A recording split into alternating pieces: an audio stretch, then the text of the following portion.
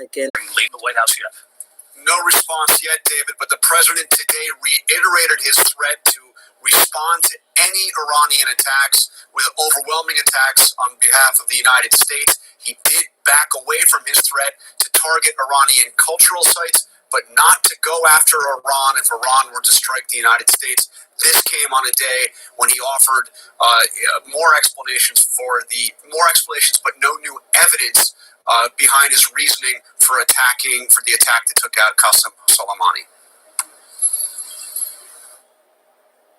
Faced with mounting demands for evidence that Qasem Soleimani posed an imminent threat, the president today defended his decision to order the attack that killed the Iranian general. What can you tell us about what you knew prior to ordering the attack? Well, number one, I knew the past. His past was horrible. He was a terrorist. They were planning something, and you're going to be hearing about it, or at least various people in Congress are going to be hearing about it tomorrow. We had tremendous information. We've been following him for a long time, and we followed his path for those 3 days.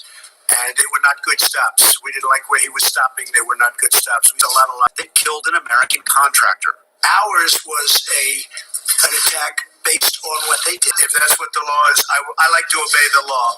But think of it. They kill our people. They blow up our people. Then we have to be very gentle with their cultural institutions.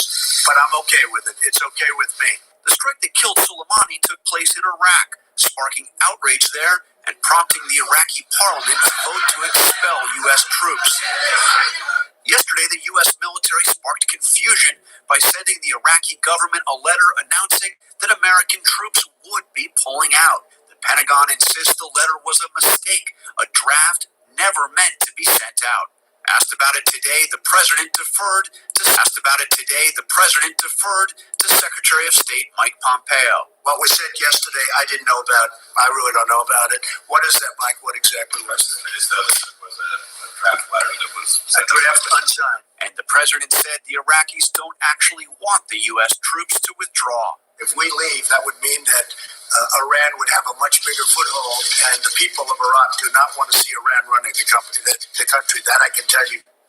Of course, at a major concern, what would happen in Iraq, but the secondary concern at this point, because of what we have learned just as we came on the air with World News Tonight at 6:30 here, John Carl, as you know, Al-Assad Air Base in western Iraq in Anbar province has been struck at this point by Iran. These are ballistic missiles that came from Iran, and Iranian TV is reporting at this hour tens of missiles were launched at the base. No confirmation from U.S. officials at this point just how many have in fact landed, have struck their targets, and of course you stand by for any word from the White House. And John, as all of this was playing out, I know the so-called gang of 8 leaders from both the Democratic Party and the Republicans getting briefed on the intelligence the president has pointed to, that the administration has pointed to as a reason for taking out Iran's top commander. David, this was a classified briefing just for the congressional leadership, bipartisan congressional leadership.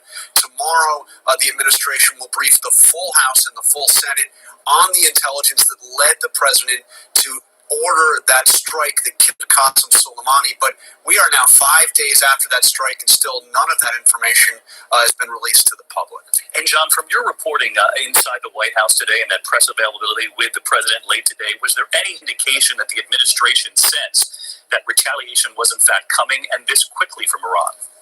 None at all, David, although you've heard the president say, asked directly about what he would do, that the United States is prepared, and he reiterated his threat to respond to any Iranian retaliation to new American retaliation. But I saw no indication here at the White House that they thought that this would be coming so quickly. And for those viewers who are watching us, military families, I understand that there is a great concern tonight. So I do want to get back to Ian Pannell, who's inside Iraq, because we now know more about the air base that was targeted. It's Al-Assad Air Base in western Iraq in Anbar. And we know that thousands more U.S. troops are headed to the Middle East as part of this escalating crisis with Iran. And what more do we know about U.S. presence at that base, and whether or not there had been any movement beforehand based on these threats from Iran that there would be retaliation?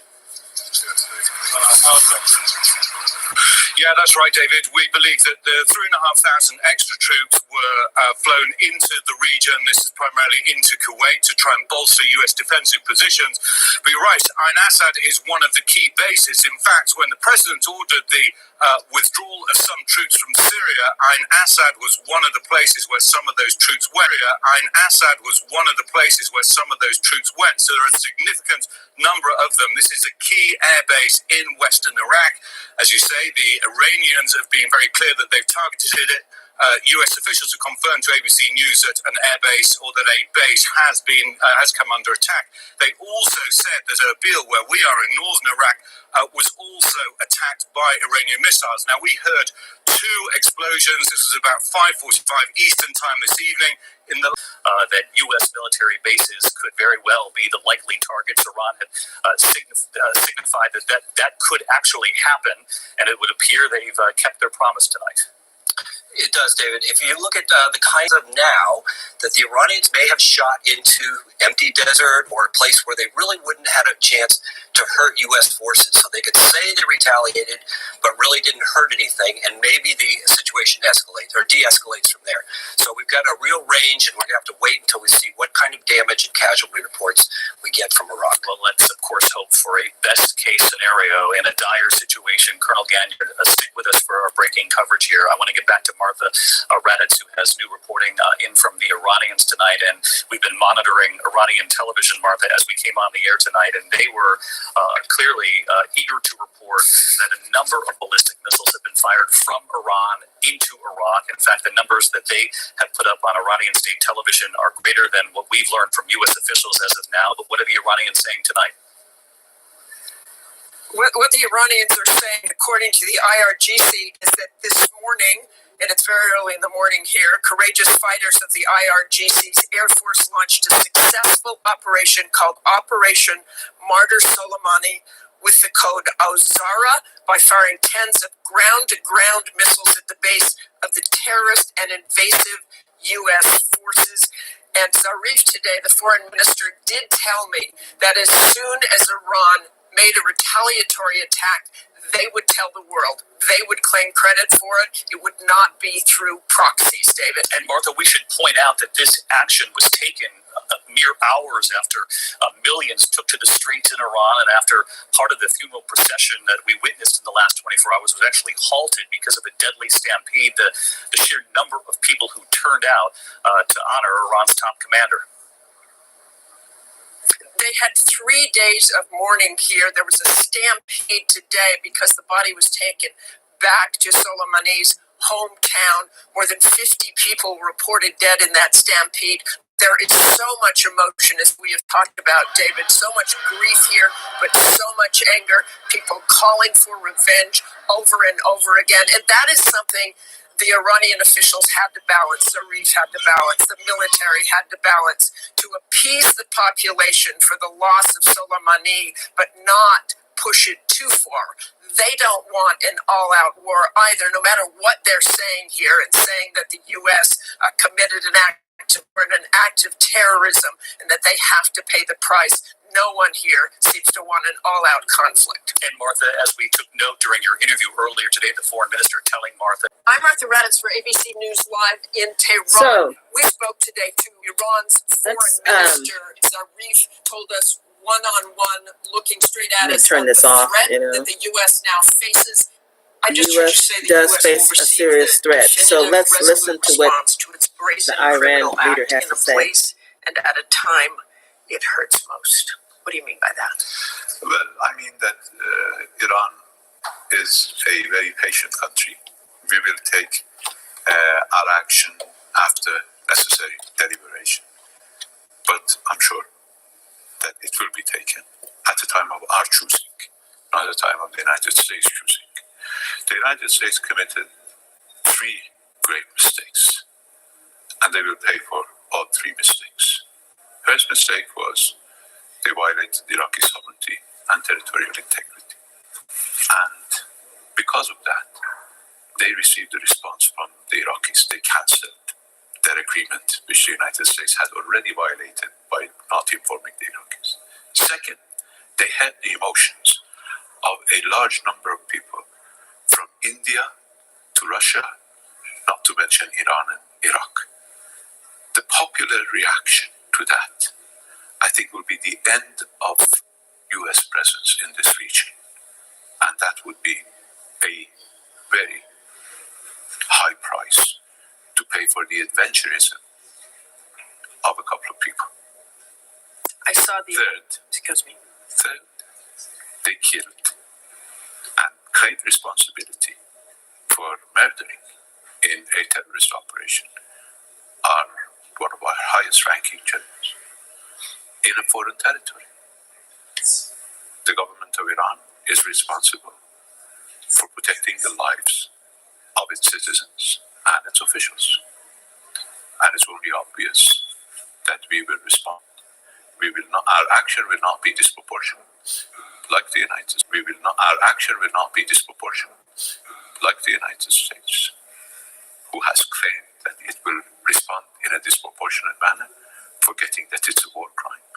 It has threatened to use force against Iran, which is a violation of the UN Charter. It has threatened to destroy cultural sites, which is a war crime. This is in addition to the fact that Secretary Pompeo a long time ago said, if Iran wants its people to eat, it will have to obey us. That's a crime against humanity. Mr. Foreign Minister, there are reports that your supreme leader said it must be a direct, proportional response carried out in the open. Does that mean Iran will acknowledge whatever happens next? Once we do it, yes, we will. We don't carry cowardly acts of terror like the United States. So you will immediately say Iran is responsible for whatever this action is. When we do it, we will announce it. Will Iran take U.S. civilians off its target list? Well, you see, Iran has never put U.S. civilians on its target list to take them off its target list. We obey rules of international law. It's the United States that doesn't obey rules of international law and claims that it will carry out disproportionate response against cultural sites.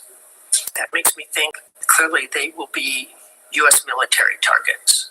That's what our military people have said, but that's a decision that we will make at the appropriate time.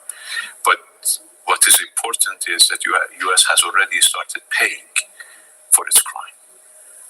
In Iraq, in the region, and in Iran.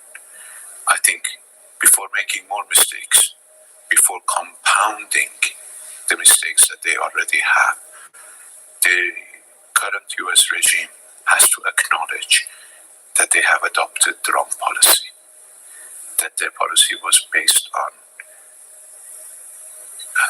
basically ignorance. Arrogance and ignorance, when combined, it's disaster. And this is what's happening in the United States, arrogance and ignorance. Did anyone from the administration, the president, Secretary Pompeo, try to reach out in any way to you, to the Ayatollah, after this happened? At all? They tried to insult. That is what I say. When arrogance and ignorance are mixed, and Mike Pompeo is a personification of mixture of arrogance and ignorance. Did he send any sort of communication at all? And he got the proper response. Which was it? Well, I'll leave it for history to judge his arrogance and ignorance. Can you tell us what the response was? The response was a very harsh one from my office, not from me, from my office, indicating to him how wrong he was. Are you concerned that a strong response from Iran will end in an all-out war? That depends on the United States. The United States took an act of war against Iran. It will have to be prepared for the consequences. Then it will have to decide whether it wants to get itself into a quagmire or whether it wants to stop. I think the United States has been compounding mistake upon mistake. Their maximum pressure policy didn't work. If they believed people were cheering in the streets of Iran and Iraq for the death of Soleimani because they believed it. Pompeo tweeted that. That's what I call ignorance combined with arrogance. Now they saw the sea of people, sea of humanity. Ignorance combined with arrogance. Now they saw the sea of people, sea of humanity that Trump had never seen in his life, even in his inauguration. Can you tell me where the nuclear deal stands at this point? Will you effectively pull out altogether? No, the nuclear deal was carefully negotiated. It wasn't negotiated based on trust. It was negotiated based on mistrust. And that is why we have the modality for addressing cases of non-compliance. The United States withdrew from the deal, started imposing pressure not only on other members of the deal, but anybody in the international community who wanted to observe the deal. And then Europeans were not able to carry out their own commitments, both the commitments they had made in the deal, as well as the commitments that they had made following US withdrawal from the deal. Iran is entitled in the deal, not outside the deal. In the deal, Iran is entitled to take certain remedial measures. And we did that. And as soon as Europe, don't want to talk about the United States anymore, but we have taken. And we said it in the statement of the National Security Council. We said it in the statements that I have made. And it's a clear message that we've sent to the Europeans. The deal is in a very difficult situation, but the deal can be maintained and must be maintained. Do you have any message for the American people? We have nothing against the American people. In fact, the American people. In fact, General Soleimani did a lot to protect the Americanness of the world from the scourge of Daesh. Without him, we would have had a different scenario of Daesh. But their government is taking them to the abyss, and they should take charge of their own destiny. Any message for Donald Trump? He should stop going on this path. We're not helping. So it sounds like I need to get a face mask or a gas mask, considering the fact that we may possibly be going to war. So leave your comments, how you feel about this situation below, and be sure to subscribe to my YouTube channel. Elisa said stay up, needs to